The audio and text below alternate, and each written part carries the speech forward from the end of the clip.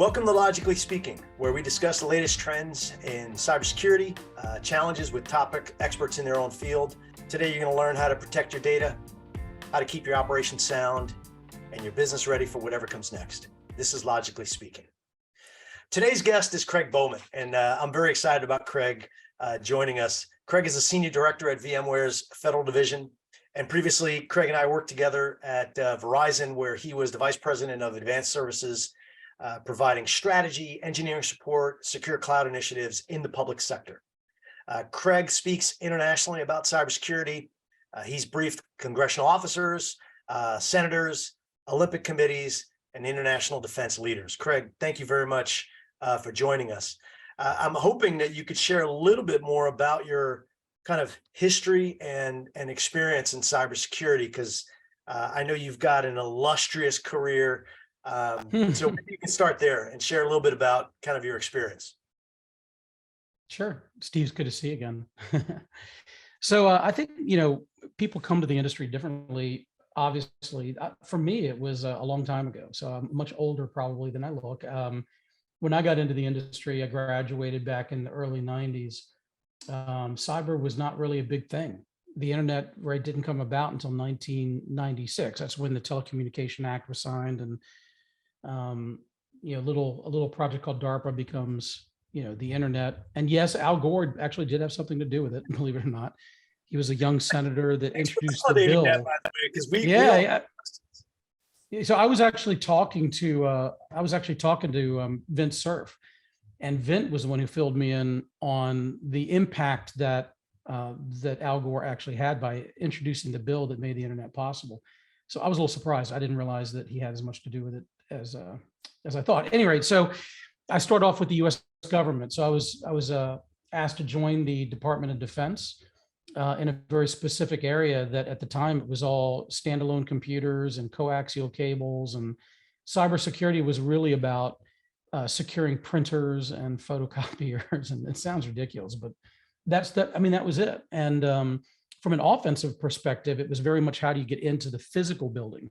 How do you get into the physical building and have access? And that's, Kevin Mitnick has written a whole book about how in the early days he used to get in by socially engineering people. So that was cyber. And then, as many of us young people do, as you're moving along in the IT field, you from networking to software development, and then suddenly cyber becomes a thing as we begin to realize that adversaries are coming after our computers. And so then you sort of get into cybersecurity and start learning about cyber as you go along. But there wasn't this sort of formal training that we have now in colleges that you go take a course and get a degree in. That just didn't exist. So all of mine was OJT, directly working for folks and figuring it out as I went along. That's how I got into it. Yeah, no, you and I have similar kind of paths into cybersecurity. I kind of stumbled into it. And back in the same time frame in the 90s. And I remember Vint, when it was MCI at the time, WorldCom, talking about writing TCP of the TCP IP. And that was kind of his contribution. And I remember, we sound like two old guys, but right, we do. Stepping into cybersecurity, just kind of deploying firewalls, Raptor firewalls at the time that eventually Symantec ended up buying. Hey, Steve, I had to tell you, we are old, just to let you know. Yeah, we are a bunch of old guys. You may not think about it, but we are. Yes. But it's so interesting, because you then see evolution of an industry, right? And you look back and you start to see these changes. So I'm interested to know your opinion, especially in the SLED space, how they're handling this kind of ever-changing, ever-evolving threat landscape, right? This is an area that our listeners sometimes are challenged with. So with your experience, how do you see, what's your opinion on how that SLED market is addressing the ever-changing landscape? State and local education. All right. So that's a really good one, actually. I didn't know you were going to go SLEDs. So that's a good one. So it depends on the state. I was fortunate enough, as you know, at Verizon to cover all of state and local. And I am very much a hands-on person, Steve, as you know. So I was traveling a lot. I was on an airplane a lot to all the different states. Each state has a very different set of problems. If you look at Mike Dent in Fairfax County, Virginia, for instance, and he was just on my podcast recently. His challenge is that this area is becoming the next Silicon Valley. And so he has to create a cyber trust around the infrastructure that is at the same level as what you would expect from big tech companies. That is a very different challenge than if you go to California and you could go to like Eli Owen, who's running the emergency response team for all of the forest fires and all that stuff. So, we don't have the sort of natural disasters in Virginia that Eli has in California. And so how do you protect those two different environments is very different. In the case of, Mike Dent, it's about just sort of traditional endpoint detection, firewalls, all the things that we as a company do. But then when you get out into California, it's very much edge devices, low bandwidth, unpredictable networks that they've got to account for and plan for. And that's not something that I think the average citizen kind of thinks about, when you're in California. If communications goes down and gets hacked during a natural disaster, people actually die, or they could be left, stranded to where they can't survive. And so they've got to think through all of that very differently than like Mike Dent does. And then you go to university areas, and when you talk to the universities, they have an interesting challenge in that their customers or their quote quote employees, the students, are incredibly transient. So they come in, it has to be BYOD. So they've got to account for in all kinds of devices and configurations. They've got to protect those things. And then within 4 years, every year, a whole new tranche comes in, and every 4 years, the accounts that they started with are terminated, are gone as the students graduate and move on. So state and local's got a very different, footprint. And so when I look across it, I would say, am I seeing trends? And there's one other, which is infrastructure. So globally, I think when we saw the infrastructure bill introduced, it gave the states an opportunity to really look at our critical infrastructure. Our critical infrastructure for years has been neglected by the country in general. We see it in our roads and our bridges and our water treatment facilities and all those things, our power grids. And I think that from a nation state actor perspective, when we look at the sort of like the individual small hackers going after a university or something, that's annoying to the university. But the big hits are going to be when, let's say, Russia decides that they want to retaliate for what's going on in Eastern Europe. Our worst adversary, which is China. If they decide to come after us, they're going to be coming after us from a core infrastructure perspective. They want to take down our financial institutions, our critical infrastructure, our government, and our defense. If they can destabilize the economy, that will have a bigger impact on the citizens' willingness to support our U.S. government in any kind of tit for tat thing going on overseas. So they're going to come after us, and our infrastructure is woefully neglected. So I'm hopeful that the infrastructure bill will be used to shore up some of those weaknesses. Yeah, you brought up a couple of really interesting points that I wanted to kind of hone in on. Universities first. So, Sure. The environments in universities oftentimes want to be more collaborative and less restrictive. Yep. And in your opinion, how does that kind of play into this, addressing the cybersecurity challenge? I mean, how do you recommend that they navigate that versus locking down systems and reducing collaboration? But universities traditionally want to be more open, be more, sharing of information and data. How do you envision that kind of delicate balance? Yeah, I think the universities are doing a fairly decent job because they've got some new tools at their disposal, which makes it easier. They move most of their stuff to the cloud. And by jettisoning a lot of their infrastructure to cloud providers, it allows them to consolidate some of their initiatives and to focus areas of attack from a cyber perspective.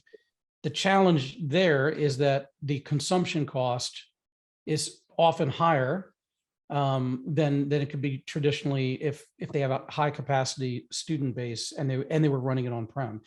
But the fortunate thing for universities is that they can pass that cost back to the student. And that's why we see our tuition so high, or part of it, right? And part of it is that some of that cost being passed back. And so students are basically paying, or parents of students are paying for their kids to be able to bring their own device to access things and not to have a bad experience in how they interact with the universities. The universities can rely on cloud infrastructure and pass that cost back to the students. I think that the weakness areas are going to be when there is a sort of complacency to believe that because you've moved to the cloud, you are therefore secure, Right. which is not the case. It's through application development, those weaknesses in the way that apps are being developed, and being deployed and being consumed, that's going to be the weak area for the universities if they're not focused on that. If they think that, hey, we're running in Microsoft and so therefore we're secure, we're using all the Microsoft apps. It's the moment that they leave those Microsoft apps and they're interfacing with those apps, with apps they've developed, that API security and vulnerabilities are going to be introduced to the entire ecosystem. A lot of CISOs and CIOs know that, but a lot of application developers don't think it. I know I don't know how it is today because I don't write code. I don't throw code around like I used to. But when I was developing, I was never measured on the success of my security posture of my application. I was measured and rewarded on how quickly I could deliver the features of my software, and then it would go through some kind of a process that somebody would check for vulnerabilities, but nobody rewarded me for developing good security. And so application developers, it's not the key thing they think about. Yeah, no, it's a really good point, because when I started as a database programmer, and I worked for a major pharmaceutical, we were doing clinical trials over the internet, pretty much without any encryption. And and now that would be unheard of. But yeah, you're right. We were more concerned about accessibility, ease of use, the user interface, and security wasn't even an afterthought. Right. But you also mentioned critical infrastructure, and how that's often neglected. So some of our listeners are in that space, right? Critical infrastructure, utilities, municipalities that are providing those services. What recommendations would you give just as a baseline? Is there something that you've seen to help them begin that crawl, walk, run in terms of cybersecurity? Yeah, first of all, look at the infrastructure bill. I mentioned it before. We have to get funding. Right now, the biggest challenge that people running water treatment facilities, power facilities, dams, all of those things, they just lack funding. It's not like they don't want to do it. It's just that they don't have the money to do it. A lot of the systems that these critical infrastructure systems were built on run on really old versions of Windows, for instance, and they can't run on the new version. In some cases, they simply won't run, and so they're stuck with we can't get off. We're on unsupported versions of operating systems, and the cost to change that is very high. And that's not the majority. A lot of this, a lot of them are using standard software that's from big companies that modernize and all that jazzy stuff. But the other thing is that just the people that run the actual facilities are not cybersecurity experts. A lot of times they're required to do IT, but they're not really IT professionals. It's not a knock on them. It's just that, just like you and I grew up changing printer cartridges, a lot of them don't have to do it every day.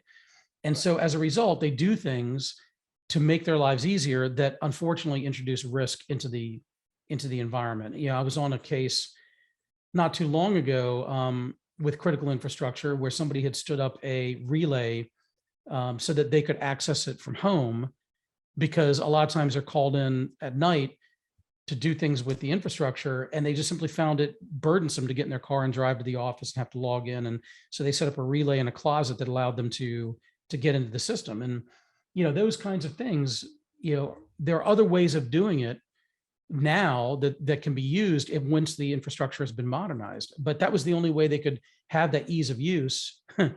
And in the moment they did that, it introduced unbelievable vulnerability where somebody remotely could come in and control our critical infrastructure. So I guess in the old Verizon days of the data breach investigation report, we would call that human error, Right. right? Or miscellaneous, I think is where they put it. You can't fix stupid, is what we used to say. Oh, man. That's great. No, you're absolutely right. Hey, let's shift a little bit and think about, looking back on your career, what's the biggest cybersecurity risk that you've seen? You just talked about one that seemed rather egregious, but like look back on your career, what's the biggest one that you've had to address or you've seen over your career? Mm. I'm gonna flip the question on you. How about the biggest risk I see today? Because There you past go. is, for me, is almost like who cares? Because the new risk is more significant. I think, That was my and I've next been, question, by the way, Craig, but okay. all right, well, maybe I'll cover both. I'm just So I kidding. think, yeah, we'll do sort of past to present. I think Yeah. that endpoint detection was always the biggest one. The moment that all of us got these devices, that was the biggest, like, we just didn't account for it properly. Um, the mindset of people, so this is the past, right? The mindset of people that by downloading McAfee or Symantec, that was somehow going to protect everything. Great companies, by the way. I mean, both of them are fantastic, Mhm. fantastic companies, but the reality is that all those companies were scrambling to kind of fill the gaps of the devices. The devices came out long before we could adapt to the new threats that were going to be coming after them. That was the biggest risk I saw: endpoint detection, and with that comes the combined two-factor authentication. Right? We did not adapt two-factor authentication or multi-factor authentication quickly enough, let alone two-factor. So many people, multi-factor is not even a question. So anyway, that's what I saw. That was the biggest risk: is how do we adapt quickly to an expanding footprint. I think as I look forward, um, the biggest challenges and worries that keep me up at night, and I still work with the U.S. government, Mhm. um, is in two areas. One is that we must, by function of how we have to operate to make our government safe and to do more work, we're going to be pushing data further and further out to the edge.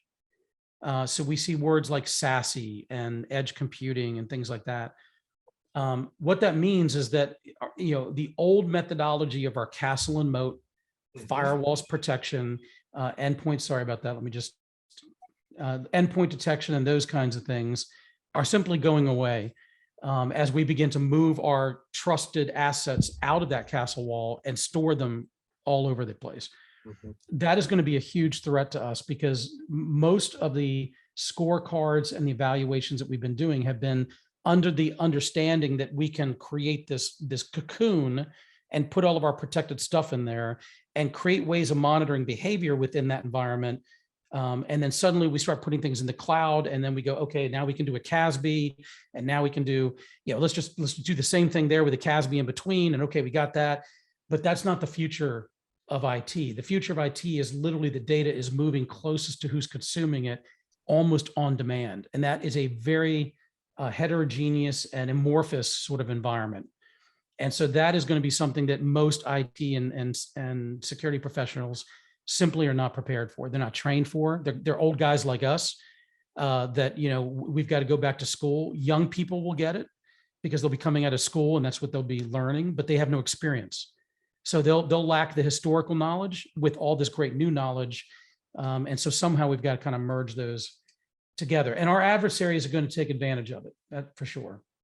The number two, I think, and this is going to be critical, is quantum computing.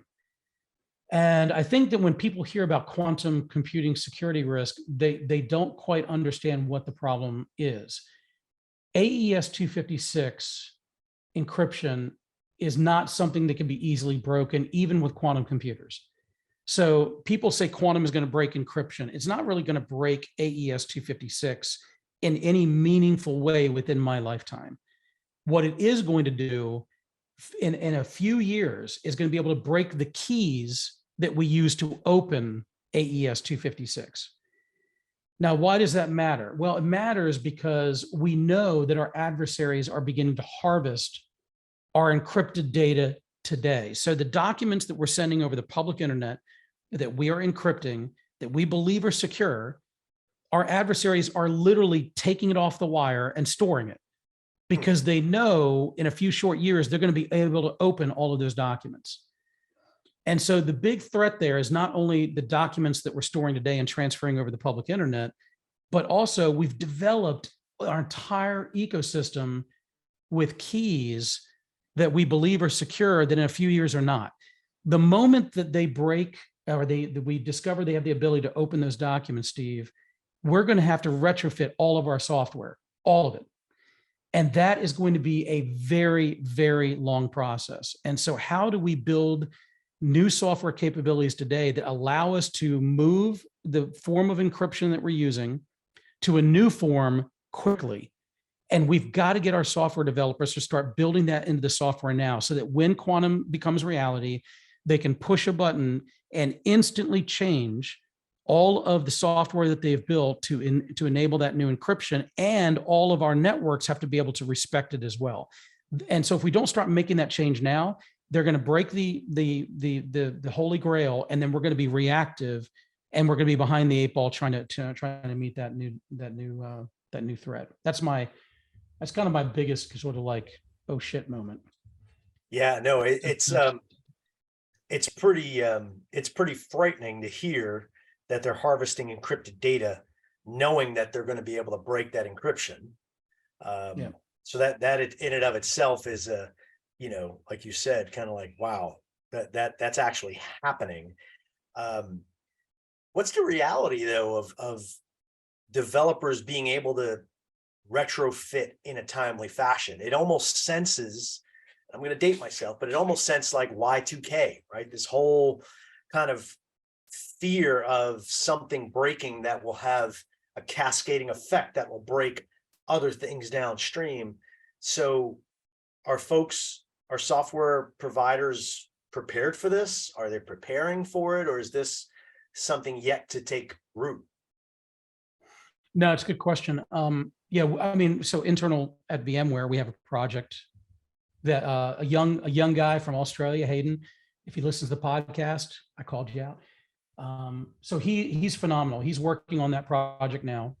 And so it's basically for him, he's built like a sidecar kind of encryption key service that our software can call into and instantly replace so that you don't have to go through and write all the code. And it's more than just concept. He has a working and we've been demonstrating it and all that.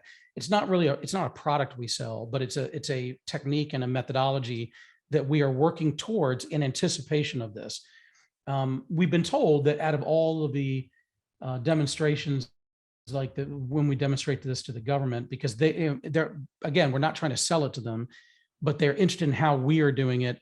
They always tell us that we appear to be much further along in our maturity level of making it a reality than what they've seen elsewhere. So this I say young kid, he's not a kid, but a young man, he's much younger than me, that's working on this is truly talented. And when you see him open up a whole bunch of code and hit a button and instantly can see all of the encryption change out across the software, it's a pretty impressive demonstration. So yeah, I think people are doing it. I think that when you have the funding to do it, it's easy. But when you don't, I mean, how does CIOs decide that they're going to allocate funds to this? And maybe they just wait for companies to come out with products, and then they buy the product, and then they tell the software companies to or software developers to implement it. I don't know. Yeah. Right now, it's more on the R&D stage than anything else. Got it. You touched on nation state actors, and I wanted to ask you about how you think the concept of cyber warfare is going to evolve over the next couple of years. I know that you've got some experience in offensive and defensive capabilities, but how do you think that's going to have an impact on international relations, global stability, kind of moving forward in this idea of cyber warfare? Do you have any thoughts around that? That's a whole different podcast. Do I have thoughts on it? Yeah, I do. And this is going to be a politically charged, I guess, response. So to be clear, this is not a political statement in any way, shape, or form. Anybody that knows me knows I'm right up the middle on politics. The reality is that we have to treat cyber as we do the Department of Defense. And every American, regardless of your political position, should be thinking that way. If you like knowing that your financial institution is going to be there to give you funds when you need it, then you need to be more understanding of a more offensive and aggressive government in the area of cyber. Right. Because remember, their adversaries do not have any rules about coming against us. But we have a huge amount of rules about what we're allowed to do because of our free country.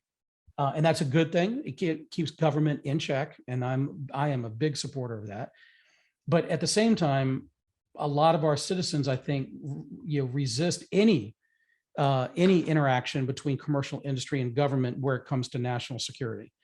And I think that is hindering our ability to protect citizens from nation state actors. And I'll give you a perfect example. When Edward Snowden walked out with all of those documents, many of the relationships, that were made very public, and there were companies that said we're not going to do business with the government. Employees went on protest, and all these things. It severed a very critical need and relationship between commercial industry and the U.S. government, where there was collaboration and cooperation to make sure that the government could respond and protect our critical infrastructure, our financial institutions, all of those things. And we lost a lot of that because of this, enemy of the state came out, right? And we watched the movie of Will Smith and the big evil brother and all that. And all those things came together at about the same time.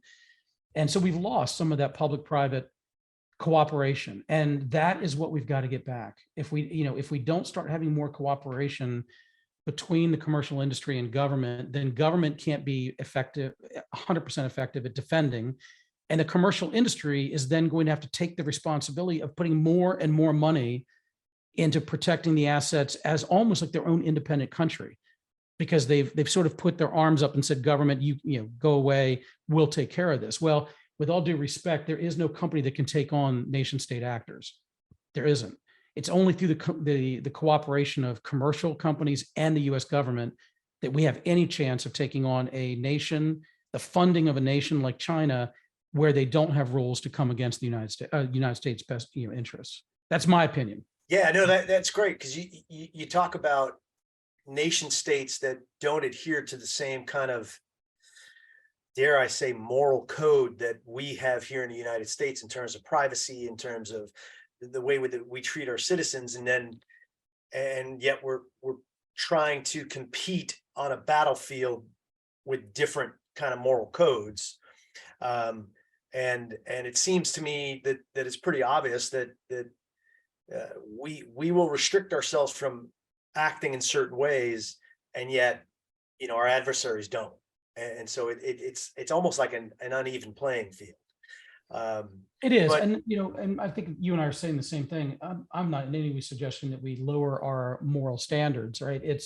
There are ways in which we can collaborate and cooperate that Sure. I think that are fair, that protect the Constitution and privacy.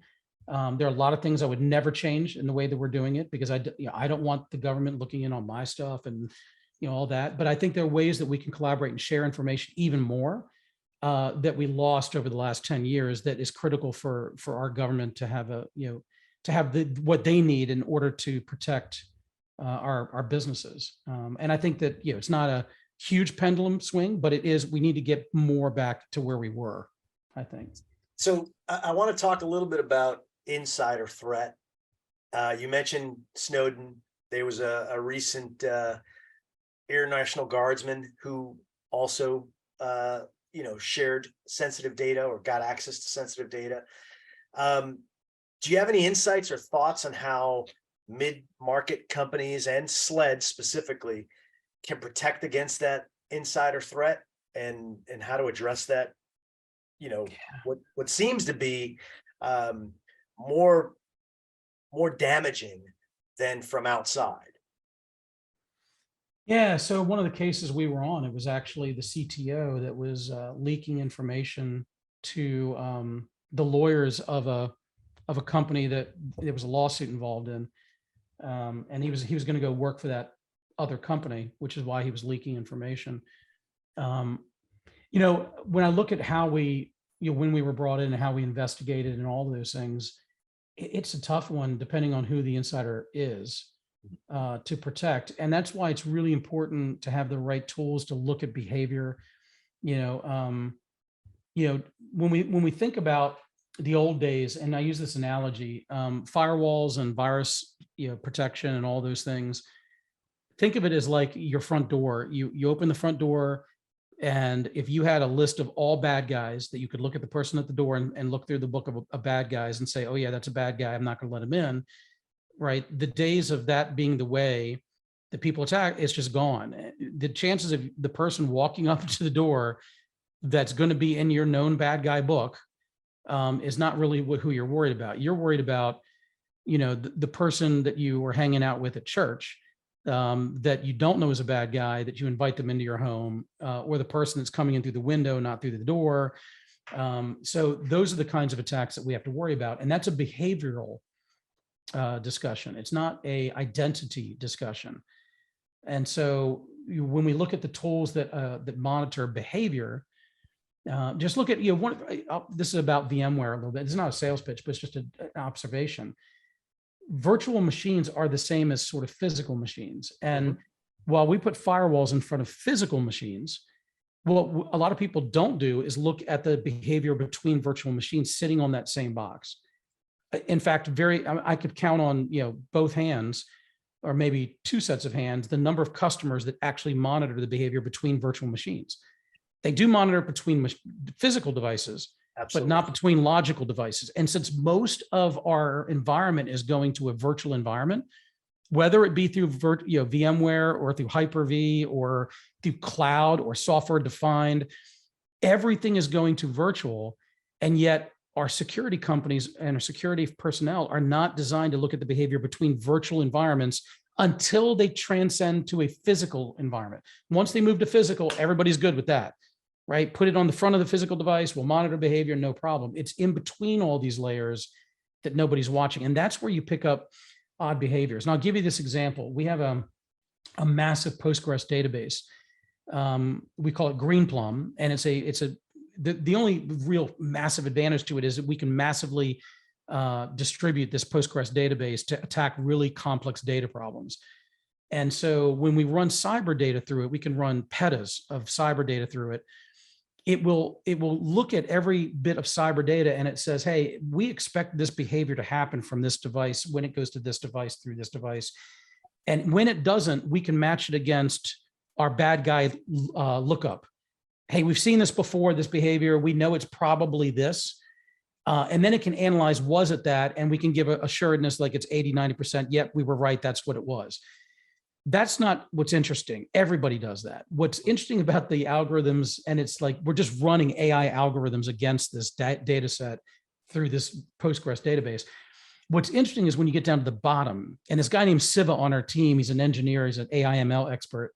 He goes through and he shows you at the bottom, there's these really small percentage ones of, hey, we have no idea what these are. But we know the behavior is not matching any known behavior of a bad guy we've ever seen. And so it's varying from that. And so suddenly that becomes the zero-day exploits that we're looking at. And so it's only through AI, or it's not really AI, it's more machine learning against a massive data set that we're able to get down to these anomalies that he then says, these are the ones that I'm interested in. All these up here will go to the SOC. They'll have a playbook against it and they'll run it. It's these down here that from a VMware perspective on our network, we're going, hey, wait a second. Yeah, why is this not matching the behavior that happens 99% of the time or 80% of the time? So that's how we've got to sort of, I think, start looking at how we attack this problem. Yeah, no, that's great stuff. I appreciate you sharing that. Hey, I want to kind of shift here as we conclude. What are some of 2 to 3 things that you would recommend that our state, local educational listeners, government listeners should do today that you're seeing are the most impactful when it comes to securing their data, securing their critical infrastructure? Okay, so I'm going to start with the basics, and people. I hate when I get on these podcasts and people give like the obvious things that we should be doing, but the reality is when you look at the data breach investigation report, it's just a great piece of research for I mean, we came from Verizon, so we're biased, I know, but the reality is, I mean, you know this, Steve, Verizon takes data, and they give it to data science. I know, right? You're laughing. Do you still say we when you talk about I Verizon? do. I know, right? I do make that. You know, we were there a long time, right? Yeah, it was. And, you know, all the executives over there, they're probably thinking these guys bleed Verizon. So the great thing about the way the team did it over there, and my hat's off to them, is that they take all the data, they pump it to data scientists who are not cyber experts. So because they're not cyber experts, they only analyze the data for the data's sake. And every year it comes out that there's the same trends, right? So it shouldn't surprise you that some of my recommendations are going to be the things that we still continue to not do well. So obviously things like training our people, because there's lots of human mistakes, those kinds of things, you know, the training around email and how to not open attachments and all that stuff. It still remains a primary way that, you know, phishing remains a primary way that malware gets into our environments. So, you know, from a CISO perspective, you can do web isolation, right? You can apply tools that break that executable code before it gets into your network. And so there's lots of products out there that do it, McAfee, Symantec, and all that jazzy stuff. Enterprise, you know, detection response, EDRs, or endpoint detection and response. So EDR is critically important. To me, it's the table stakes. If you're not doing EDR, you know what, you deserve to get hacked, because, you know, that to me is, you need to be looking at the behavior on your endpoints to be sure. I think that, you know, those two, and then, you know, multi-factor authentication, those are the three basic things you have to do. And then I think looking forward, what I would say is, most of the environments that we are putting in today, I talked about edge, pushing to the edge, everything is going to be software defined. It's not today, but I can guarantee you it will be. So all networks will be running on a control layer with gateways and endpoints that are communicating through that control. Everything will be software controlled. And so as an organization, we need to start looking at, how do we enable individuals on endpoints to have access to the data? And I'll share with you, Steve, the way kind of we do it a little bit internally at VMware. I won't give away too many secrets, but, you know, on our devices, it's all BYOD. And then we have company issued things as well. So I've got a company issued computer, but then I have my personal iPad, my personal cell phone, because I don't want to carry two phones around. And so we have soft tokens on our devices. So if I want to access an application, it will require me to authenticate using my RSA soft, and then I can do that, and it will automatically authenticate through an app. The moment I go from sort of basic access, so if I'm using Outlook or Office or those kinds of things, there's just the basic RSA token. The moment I go to an application like an HR application or things that may have, I then have to go through an application control layer. So we actually have a workspace product, a company that we acquired. And so all of our applications are trusted applications that we only can launch from this security environment. And that allows me then access one layer further, so I can access certain kinds of data from my personal devices. None of that data is stored locally. It's all kept, you know, inside the confines of mothership. And then lastly is I then on my company issued device, I can actually get through, and not only that, but actually through my personal device, I can get through a workspace desktop. So we have something called Workspace ONE that allows me to actually visualize entire environments, but through an interface where I'm not actually, you know, getting the data. I'm interfacing with the data that's on a server somewhere in the cloud. And so based on the kinds of data that I'm accessing, it just automatically it requires me to go, and I don't know I'm doing it. It literally is, I click on an app and it opens and it looks like I'm in the app, but behind the scenes, it's doing all this stuff to isolate my device from the data. So that if I've done something stupid on my personal device, downloaded some software that I really like Angry Birds from China, you know, that it's still not going to have the ability to get into VMware, you know, critical data. So I think that's what we're going to have to do. You know, the government has come out and met with us many times to sort of look at how we've done our zero trust, because we did zero trust. We almost had all of it implemented before zero trust was even a thing. And that's why we made some of the acquisitions that we made, was actually to move it, and so we could use it internally as well. That's great stuff. And Craig, thank you for laying that out. So you mentioned training, tools to break the executables, endpoint protection, multi-factors, and moving to that software defined kind of structure. And thank you for that, because I think that that's really incredibly valuable. When I think about this market segment, those are the areas that are most impactful. So thank you for sharing that, and thank you for your time. That's all for this episode. Make sure you tune in next time to Logically Speaking. Stay cyber first and future ready.